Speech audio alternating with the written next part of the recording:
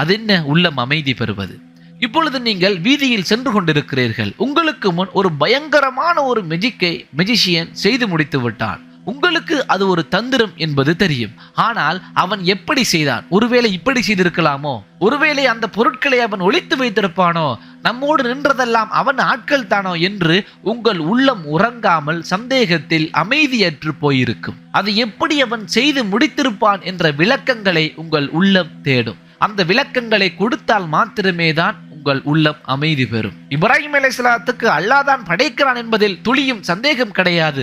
ஆனால் அல்லாஹ் அதை எப்படி படைக்கிறான் என்பதை அறிய வேண்டும் என்ற ஆர்வம், அதன் விளக்கங்களை, அதன் காரண காரியங்களை முற்றுமுழுதாக அறிந்துவிட வேண்டும் என்ற விருப்பம், இதுதான் மில்லத் அபீக்கும் இப்ராஹிம, உங்கள் தந்தை இப்ராஹிமின் வழி, அவரின் மார்க்கம். இப்ராஹிம் அலைஹிஸ்ஸலாத்து வஸலாம் அவர்கள் இந்த கேள்வியை அல்லாஹ்விடம் கேட்பதற்கு முன்னால் அவருக்கு தெரிந்த எல்லோரிடமும் கேட்டிருப்பார். அவரே கடுமையாக ஆராய்ந்திருப்பார். ஒன்றுமே கிடைக்காத நிலையில் அவர் அல்லாஹ்விடமே நேரடியாக கேட்கிறார். இப்படிப்பட்ட கேள்வியை இந்த பூமியில் யார் கேட்கிறார்கள்? யார் கேட்கிறார்கள்? இந்த பிரபஞ்சம் எப்படி படைக்கப்பட்டிருக்கிறது?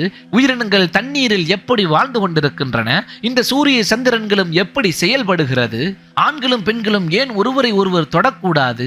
இதை சாப்பிட வேண்டும், இதை சாப்பிடக்கூடாது, ஏன் சாப்பிட வேண்டும், ஏன் சாப்பிடக்கூடாது? மனிதர்கள் இந்த பூமியில் ஏன் வாழ்ந்து கொண்டிருக்கிறார்கள் என்ற கேள்வி எல்லாம் இன்று விஞ்ஞானிகள் கேட்கிறார்கள், பிலோசபர்ஸ் கேட்டுக்கொண்டிருக்கிறார்கள், அறிவை தேடும் நாட்டம் உள்ளவர்கள் கேட்டுக்கொண்டிருக்கிறார்கள்.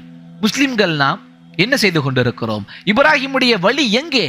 இப்ராஹிமுடைய வழி என்பது அல்லாஹ்வுடைய கட்டளைகளுக்கு கட்டுப்பட்டு அவைகளை செய்துவிட்டு அதற்கான காரண காரியங்களை அறிவுபூர்வமாக ஆராய்வதாகும். இதுவே இஸ்லாம்.